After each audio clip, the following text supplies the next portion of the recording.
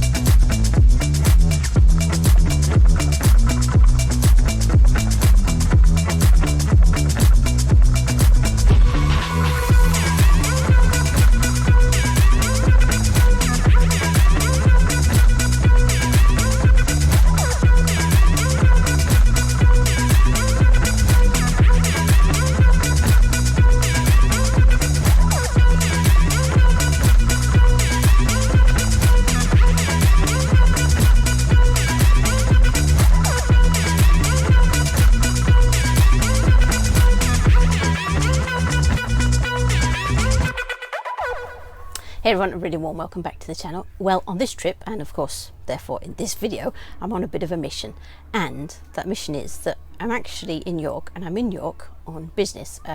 You may know I run a small training and consultancy company that works mainly with academic researchers, helping them to access government funding for their projects and so on. And I'm here to run a workshop session as part of a big international conference that's going on.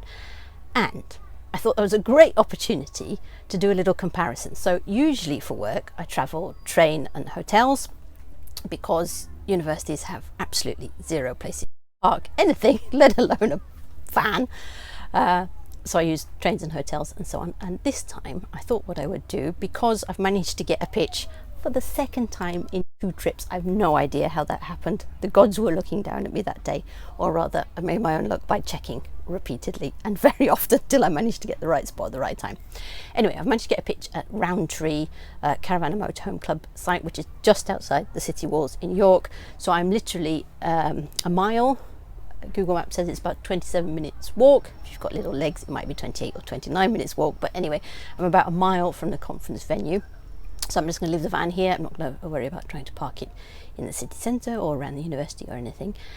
And my mission in this video is to compare the costs of what it would have cost me, my business, to put me on a train and in a hotel compared to bringing the van.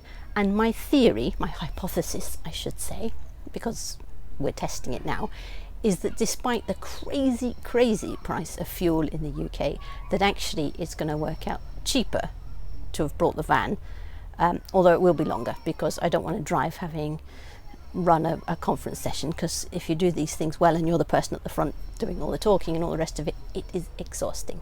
So it'll be longer because it'll be at least 2 nights, whereas the hotel would have just been 1 night, but I reckon it'll be cheaper. Anyway, at the end of the video I'll tot up all the times involved and the costs and so on, so you can see what the comparison would be compared to the cheapest train ticket I could have got, which would have been an advance purchase.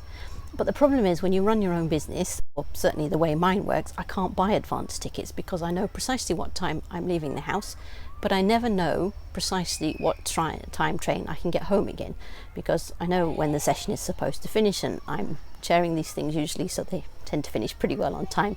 But quite often my clients want to talk to me afterwards, and if they want to talk to me about other potential projects that they want me involved in, then I'm not going to say no, sorry, I've got to run for a train. I'm going to hang around and talk to them about it, or they might want to take me out for a meal or something.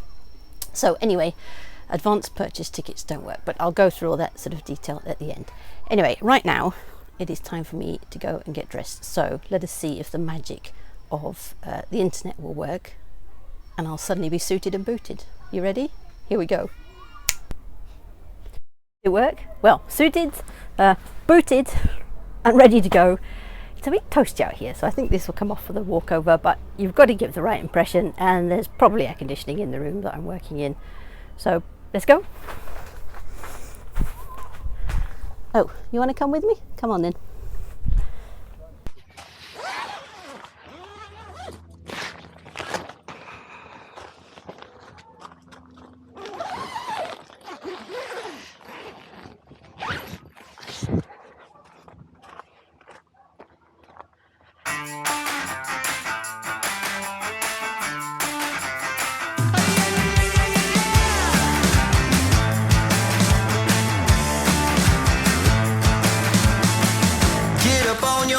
This is a shakedown.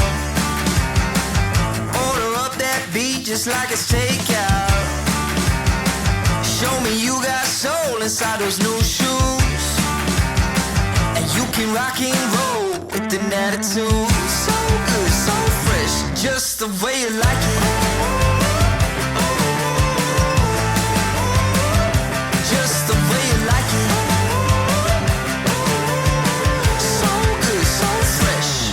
And there we are. Thank you very much. Well done, everyone.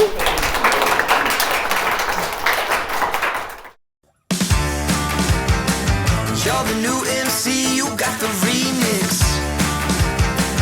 Keep it on repeat, just let the beat kick.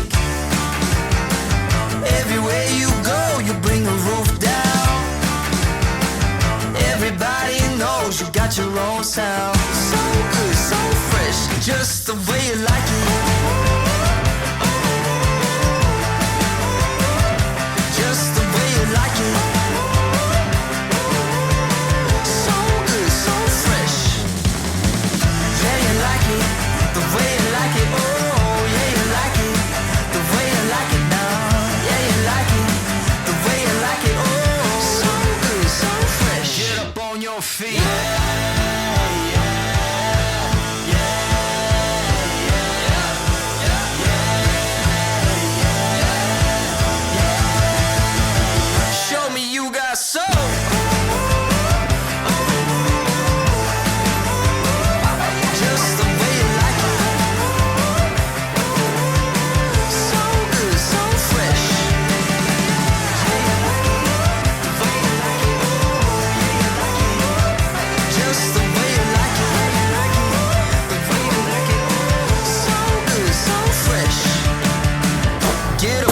feet. This is a shakedown. I'm back. It's a bit warm out there. Right, now let's do leisure mode on. How are we going to do this? That'd be Wonder Woman, isn't it? We're going to swirl. You ready? Go. Shorts back on. Flip-flops on. Good to go. Now I better show you what setup I've been using for the past few days, hadn't I? So I've got my lovely new swing chair outside at the moment, which is very comfortable for a shorty like me. I don't think it'll work very much taller. And then inside here I've got this cool little electric cook pot actually that I've been testing, so I'll do a separate video on that one in the future. And that's been running completely off grid off of this battery pack. I did a little review of a few months ago, and I'll stick a link to that above, and you can go and watch that. Not until you've watched to the end of this video, obviously, but that is pretty helpful. And then, of course, there is the suit bag hanging back up in the awning. It just makes me laugh every time I see it. And remember I said I modified this awning a bit, so it's got these 3 actual proper aluminium poles in there, because the pole it came with was just one in the middle. Originally it was an air pole, and it was just absolutely useless. It kept going limp, for want of a better word. So I've put some proper aluminium stretcher poles in now, and that is much better indeed. I've got my new awning extension piece on here, because if you've been following me on Twitter or Instagram, you know last summer I managed to rip a hole in an awning because this is an electric door on the side, which is an utter pain. So I've designed this new little extension piece to get the awning itself further away, and I'll do a separate video on that at some point. This is the first outing for that, so this is an experimental setup today to see if it works the way I hoped it would. Then I've got my insect mesh across the door there to keep all the nasties out, so I can leave this electric door open, because if I'm parked for a few days I don't want to be closing it back and forward lots of times and using up the vehicle battery. My little sink in there, although to be honest I've been using the washing up facilities and the loo and stuff. Got my front seat twirled around, so that gives me a nice sort of sitting space. It's pretty comfy to sit in the front there. A load of dumped in the middle, sorry about that. Oh, and this is my emergency loo. It is not in use at the moment, so this concertina thing folds down completely, and it takes a bag inside, and you put some special gel inside. It's crystals, and it when liquid goes in the pot in the middle of the night, if you can't be bothered to walk all the way down to the wash block, then the crystals inside soak it all up, make it a much more pleasant experience. And of course there's a lid for that as well. Got my blinds up that I've designed. There'll be a video coming up about those soon. I've got my 2 window bags there, and then I've got the bed extension down with the mattress and the duvet over the top. And that is that. Very comfortable.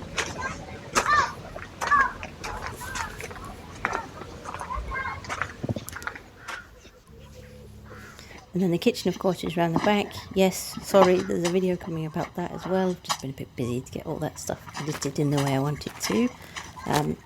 Push out coffee, drinks drawer, etc. Larder type slide out thing on the left here. Kettle in there, and tea bags and stuff. And then the cups go on the top shelf. So I've got 2 of them out at the moment. And then on the opposite side, there's the fridge, and then the drawer underneath, which slides out as well. This is a bit tricky with one hand holding the camera. And of course that's the storage drawer, so that's full of the bowls and chopping boards and tea towels and all the rest of it. And of course you can use it as a work surface as well, because I've put some aluminium composite panel on the top. Anyway, I'm going to have a cup of tea and read my book and have some dinner and stuff, and I guess I'll catch up with you guys in the morning when I need to set off.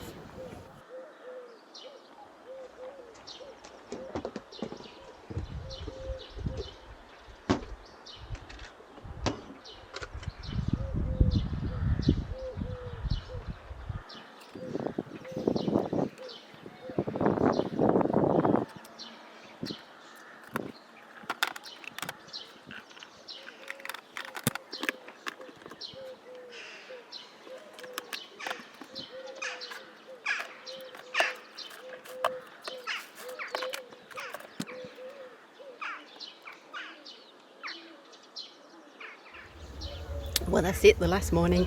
It is absolutely sweltering out here already. It's due to hit 30 degrees later this afternoon, so I need to get this thing packed and get on the road with the air conditioning.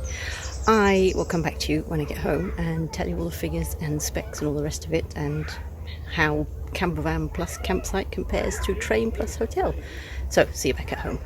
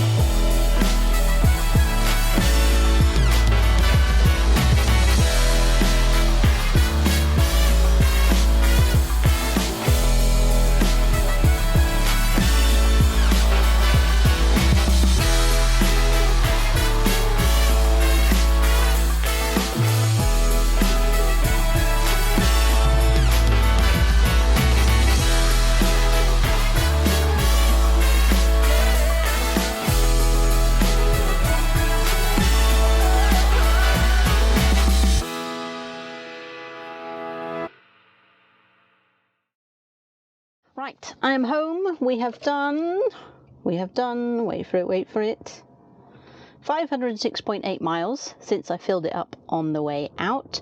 Of course, that wasn't to York and back again. I took a small diversion, as you've seen from the previous videos. So let's go and get this van filled up now, and if I fill it to the brim, which is what I did before I went out, we will know precisely how much fuel I've used for the entire trip, and then we can work out just the bits of the mileage that were to York and back. So what's that, 450-ish miles, and then we can work out the costs. So let's go fill up.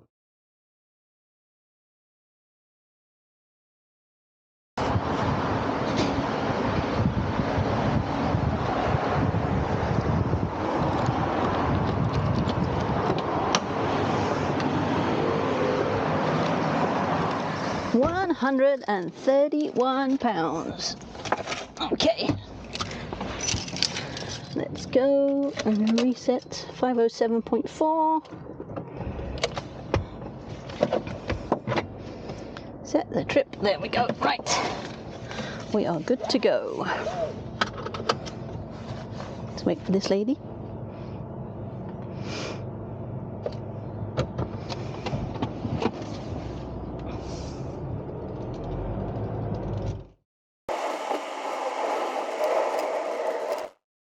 Right, we're fully fueled up, so let's talk time and money, and it's a little bit complicated. So I've got my multiple pages of train times and so on, because it's perfectly easy to see from the website precisely the cost of the train if you know exactly what your train you're going on. But if you've got a window of opportunity like I usually do, it's a bit difficult to work out which ticket is valid when.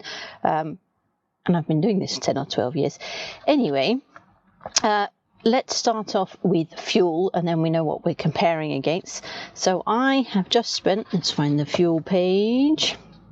I have just spent £131.09 on filling the tank back up, and on that I did 507.4 miles. Don't ask me what that is in miles per gallon. I'm sure you can work it out, but I'm a scientist, so I work on litres. But the more useful calculation for this purpose is what was the cost per mile. And £131.09 divided by 507.4 miles comes out at 25.8p per mile. So there we go.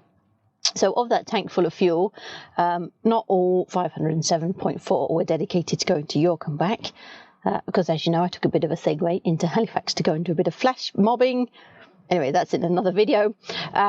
So 450 miles is the actual distance between my house and York. So of that, working out using 25.8p a mile, the fuel cost comes to a grand total of £116.26. So that's the fuel cost we're comparing against. We'll add in accommodation later. But that's the fuel cost. Now, trains, for those who don't travel by train very frequently, let me just fill you in with roughly the types of tickets that are available. So if you're booking, it used to be months and months and months ahead of time. So if you were booking 3 or 4 months ahead of time, or you were travelling on a non-popular route or a non-popular time, you could buy something called an advance ticket. So that's basically like a flight ticket. So you specify exactly which train you're going on, what time you're travelling, and then there are a number of cheap tickets available for just that train. So it's not at all flexible. You have to go on just that train, precisely that train. If you missed it, you've lost your ticket. So that's the advance ticket. These days, a sort of pandemic benefit, I guess, is that not many people are travelling, and so it appears that these things are now available, because looking about a month or 6 weeks ahead, there's a range of these available that range between £45 and £69. I guess the £45 being for nobody booked on that train, and the £69 being they've sold 1 or 2 tickets already. So those things are available if you can travel on specific trains, and if you know precisely when you're going, which is fine. If you're doing a sort of leisure trip, there's no problem at all. So you can get a cheap ticket then, and so that adds up. If you get the 2 cheapest ones, so a £42 and a £45, so that's the cost per direction.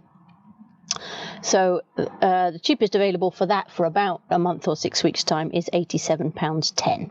Okay, that's advance tickets. Now, I'm travelling on business, which means I know and I can plan exactly what time I'm leaving the house. That's no problem at all, so I can get an advance ticket going out. But to come home again, advanced tickets don't really work because I run my own business. Quite often clients want to talk to me about potential extra projects or have a chat at the end of the meeting. Usually I'm running the meeting, so they tend to finish pretty well on time, so I can guarantee that, but it's not clear what happens afterwards all the time. So, sometimes people want to have a meeting, sometimes they want to talk to me about other projects, and it would be incredibly rude for me, in my circumstances, the person who's just run the meeting, to then rush off and say, no, sorry, I can't talk to you now, we need to set up a phone call. So I can't travel back on advanced tickets. So for me, this time, because of the pandemic and nobody's travelling, I could have actually got an advance ticket out. So leaving home to go up to York, I could have got an advance ticket then, but I would have to come back on one of the more flexible time tickets available. But because of the late time I'd be travelling and I wouldn't be going through London in rush hour, I could have got something called a super off-peak single. So it would have been an advanced specific pre-booked train out and then a super off-peak single back. And the total cost of that altogether, both of those tickets were to be £115.30. So that's what we're comparing to. Usually, before pre-pandemic, I couldn't get advance tickets for toffee. They just simply weren't available. And the other problem is that most businesses don't work like that either. You can't book things 3 or 4 or 5 months ahead of time. So that's been a sort of welcome pandemic benefit, I guess.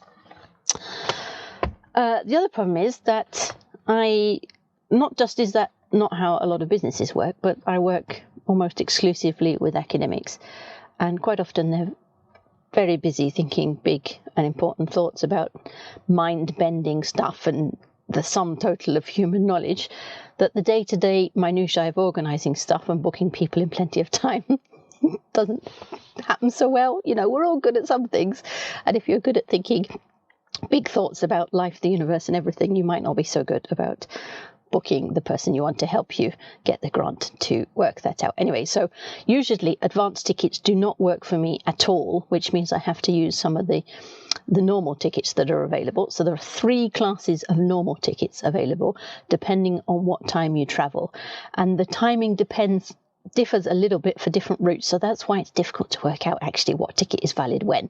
And if you end up on a train with the wrong ticket, then you get fined and chucked off the train, and it gets very expensive. So you have to be very careful to make sure you've got the right ticket for the right train. Anyway, 3 classes of tickets available for this route. Starting from the most flexible, which is the anytime ticket, and that is, are you ready for this? £309. So I could have travelled at any time I want, but it would have cost me £309. The next ticket down is called an off-peak, so that means you're not going through London in the rush hour. So for me, leaving my house in Berkshire, that would have meant a window of opportunity, get this ready, between 12:23 and 1:42 to take the first train out. That would be, so the cost of that ticket is £236. And then the very cheapest ticket possible, if I leave at some time in the morning between, I think it's about 9:30, 9:45, something like that, and 12:23, very precise. That is a super off-peak, and that is £139. And I should say these are return prices. So for this type of ticket, it's a fully inclusive ticket. So you go on the date specified, and then you're allowed to come back at any point within the month following the day you made the outward journey. So those are the different prices of the trains available. And then, of course, if I was on the train, I would have to add in a hotel. And I tend to go for, reasonable hotels. I don't need anything flash, but it needs to be safe and clean and preferably quiet. Although I've yet to stay in a hotel that was properly quiet. And York's a big tourist destination, so for the reasonable hotels, not the super posh ones, the reasonable ones in that sort of part of the city, so I could walk to the conference centre, they seem to be £155. Right, so that was hotels, £155. I, of course, stayed at Rowntree Caravan and Motorhome Club site for 2 nights, and that was £65.80. So altogether, the campervan costs were £182.06. The other complication with trains, of course, is, so if I'd have bought that anytime ticket, I could have gone to the meeting on the morning of the meeting. I wouldn't I would have been exhausted, though, frankly, from a 4.5 hour, actually it's 5 hours by the time you add getting to the station at each end. So after a 5-hour journey and then trying to run that session at a conference, I'd have been a bit shaky, I think. But anyway, that would have been £309. Technically, if I was a masochist like when I was younger, then I could have done a day trip with 5 hours up, run the session for 4 hours and 5 hours back down again. But anyway, so any time travelling that morning would have cost me that £309 because I couldn't have got to York in time had I not taken an early morning train. So that would have been the £309. The 236 or the 139, I could have gone up the day before, been able to get those tickets and then come back after the meeting itself. So I probably would have made the effort to travel on the £139 one, because the 236, you know, it's nearly £100 more, and you only get that hour of opportunity. But the problem with all of those, of course, going up the day before, although actually that's cheaper then to add in that train ticket cost at 139 plus a hotel at 155. If I'd have come back down home directly after the meeting, I wouldn't have been leaving York until about 6:30, which would have put me coming through London 9:30, 10 o'clock at night, which as a single female on your own, it's not very pleasant. I'm sure it's not very pleasant for a lot of guys either. You know, I may be overweight, I may be middle-aged, and I maybe had to throw a damn good right hook, but that's not going to help me, is it? If we get in those situations. Now, obviously, you know, I'm careful and I'm thoughtful about where I'm going, but this really is a problem. You know, I've had to do a lot of this sort of stuff in my career to help my career move forward, and it really holds people back if you can't go to these evening networking meetings or these whatever sort of prize giving or schmoozing you might need to do to help your organisation. Anyway, so that is a real problem coming back through London. So probably that would have meant I'd had 2 nights in a hotel in York. So that would have been £310 to add on to the cost of the train ticket as well. So as you can see, although the advance was available this time for me at £115.30, which is very, very similar to the fuel cost. What did I say the fuel cost was? £116.26. So the fuel cost is about the same as the cheapest viable ticket I can use for business. By the time you add in accommodation costs, so £65.80 for Roundtree versus £310 for the equivalent trip, the equivalent hotel stay, then it starts to get rather expensive. And of course, most of the time, advanced tickets aren't available, so I'm travelling on these much more expensive 139, 236 or 309, depending on what time I need to be at the venue. So it would be much better, I think, for everybody if we could do something about train prices in the UK, because frankly, I'd like to use them a lot more. You know, it was a great experiment, I think, to be able to take the van this time. On the positives for having the van with me, I don't think I've ever felt quite so relaxed because I was in my own space. I had all my own stuff. Whereas normally, you know, you have to go into a hotel and you're always unsure about the quality of the beds or whatever. And they're always noisy. People just thud up and down the corridors and the fire doors slam, and you never quite relax quite as much as when you've got your own space. So it was really great adventure to take the van this time. And of course gave me the flexibility to stop off partway through. Anyway, I hope the comparison was illuminating for you. I hope you enjoyed following along with me. Thanks for watching, and I guess I'll catch you in the next one. So bye for now. See ya. You give me roads and age, it's such a use, but you're driving me crazy.